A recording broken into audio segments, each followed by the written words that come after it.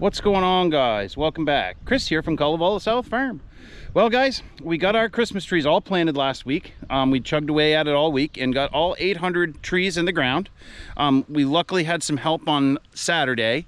My aunt and uncle came down and helped, and my stepson Tanner and my buddy Maya. So we got a lot done that day, and then I plugged away at it all week between the rainstorms. And obviously, in my last video, you saw we were disking, so we had to get all the disking done for this field, which we did. Obviously, we haven't picked rocks yet. We will go through and do that next. Hopefully once we have some younger help, just get all the rocks picked up, then we'll just probably throw a little grass seed down so the soil doesn't erode. But we got all that done last week, so tree planting is done for the year. So now we can get back to some of the other projects we were working on. One project that we did get done last week on one of the rainy days is we installed a auto cycle valve on our wood splitter. So I'm going to take you guys through that, and I haven't split any wood with it yet. So I cut some rounds this morning. I think we'll load up the Kawasaki Ridge with rounds and head up to the splitter and give it a test, see how it works with the auto cycle valve, and make any adjustments we need to. So anyway, guys, stay tuned. All right, guys, so this is the auto cycle valve that we installed. It was a pretty straightforward installation.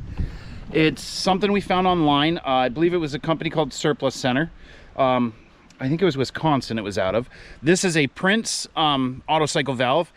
This one does not have Power Beyond. There's two different models. One has Power Beyond, one does not. This one does not. I didn't see the need for it for what we're doing. It was a pretty simple installation. I basically just built the bracket to hold the valve itself, because the stock valve that came on this actually mounts directly to the cylinder. And then I installed basically the fittings and the hoses, which I got at our local farm store. I think a couple of them came from Tractor Supply and a couple of them came from Runnings. So anybody can really install this if they have access to hydraulics or hydraulic parts, and they have a welder. You could probably do it without a welder if you bought the material and bolted it all together, but definitely makes it easier if you have a small MIG welder or stick welder, whatever, and you can just zip it on kind of like I did. It seems out of the way good. The handles are in a good position. So yeah, so anyway, now that I've kind of gone over what I did, let's try it out and see how it works, actually putting it in wood.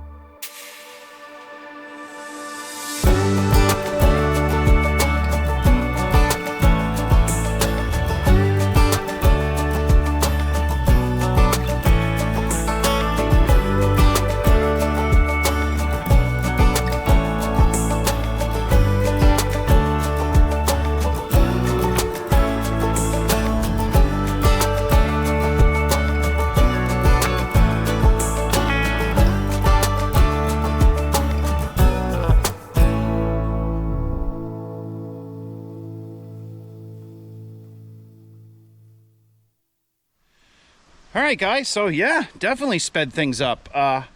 Quite happy with this modification, to be quite honest. It's going to take a little getting used to. You know, I was kind of fumbling with the levers a little bit, as you saw, just as I was kind of getting the whole flow of everything. But it definitely speeds things up when you don't have to sit and hold the handle.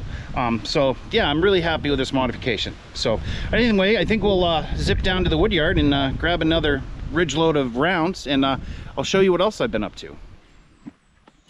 All right, guys, so this is one of the big sections we've been working on. You saw in the video I did when I was logging all the hemlock, I was down here in the sugar bush, and I kind of kept going with it, and I basically took most of the hemlock out of the sugar bush here and really opened it up for the maples. This has been a pretty poor producing section of the sugar bush because it was so shaded by all that hemlock. So we got, I don't know, 35, 40 logs out of here. A lot of which we have down in the log yard, and I'll show you that next. But this is about a week and a half of logging down here and pulling stuff out, and then redoing all of the sugar lines. We redid several and broke them up a little more, so we have fewer taps on the lines now, which should produce better. Some of these had 20 plus, which you really don't want more than 10. You know, you want a minimum of 5 and no more than 10. So we really worked on getting it done up nicely. And then same in here, we re-ran and retightened a bunch of the sugar lines and got everything set. So that should help this area produce a lot better next sugaring season. So we'll head down to the log yard next. All right, guys, so we're down here at the log yard. This is what's left of the hemlock pile. As you can see, we sorted out several that are probably going to be a little bit too small to get 6x6s out of, and we've got some over there left to cut, and I've got 3 more big logs over there that we haven't even cut to length yet. And this is what we've been working on, is 6x6s. So we have a whole bunch here, and then we have a bunch of hemlock 4/4 over there.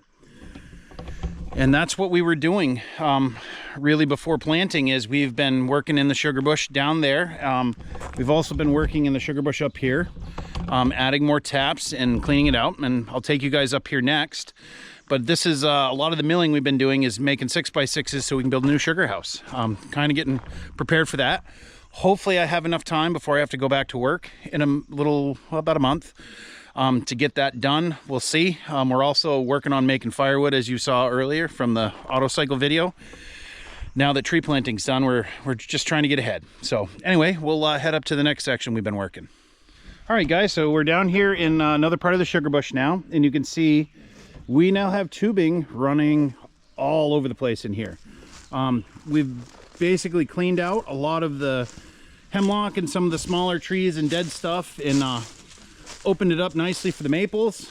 We did leave some other species that were healthy, just to give the forest a little bit more diversity.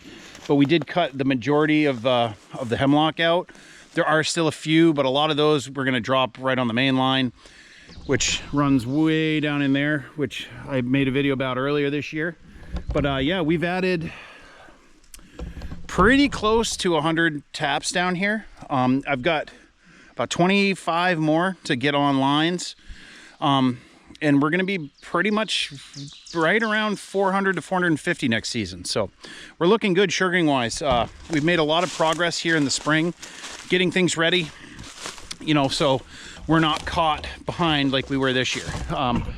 Definitely didn't have the best season we could have this year because being a little bit behind the 8 ball with work.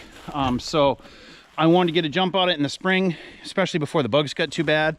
So really most of April we spent logging and working down here in the sugar bush and setting, you know, all these new lines and kind of getting everything set up for next season. So I'm looking forward to it. I think we're gonna have a really good sugar season next year. We're gonna have a lot more taps. We'll see. We'll see where the season takes us and if we're going to end up having any upgrades, or I'm not sure yet, but you know, this is what we've been working on. So figured I'd kind of give you guys an update. You know, I don't make a lot of videos on running tubing and stuff like that because, to be honest, it's kind of boring. It's boring work, but needs to be done, so we get it done. So anyway, guys, I think I'm gonna end this one here. And like I like to say, if you like these videos, please subscribe, hit the like button, and leave us a comment. Tell us what you think. And just remember, it'll be all right.